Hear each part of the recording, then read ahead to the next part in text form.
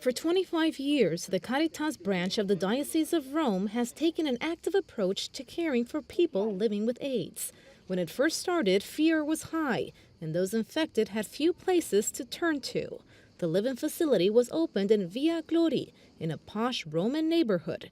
It's not a medical center, but it's a place they can call home. Hanno demonizzato questa cosa dicendo Our center was demonized. Neighbors didn't want it there. There was fear then, and there's still some now. It was tough at first. Even those of us who worked here were scared. 20 years ago, Massimo Riamondi became a volunteer. Back then, basic care was provided, but more than anything, it was a home for them to die with dignity. Some patients were so far along in the illness that they would die in just a few months. But with advances in treating the disease, people began living longer, and the center also shifted its focus to become a home.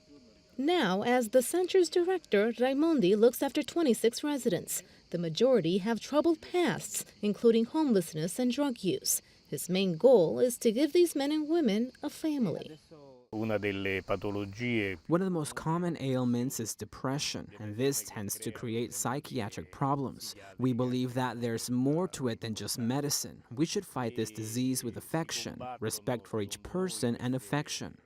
The director says their main mission is to provide support, and like any other family, stand by them as they seek treatment.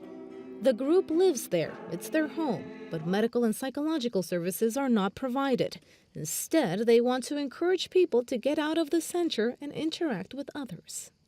For the past 4 years, expansion plans moved slowly, but thanks to a generous donation from a neighboring family, they remodeled the house, and residents helped in the process.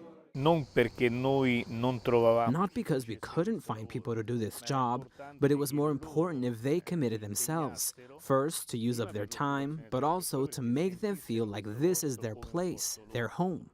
This chapel, once a crumbling building, is also part of the expansion project.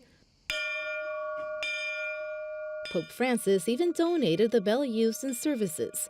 In September, residents moved into the new pavilion, which will also allow them to house 3 more people. Once they're settled in, a third part of the expansion process will begin, and the abandoned building will eventually become a daycare center for people with Alzheimer's.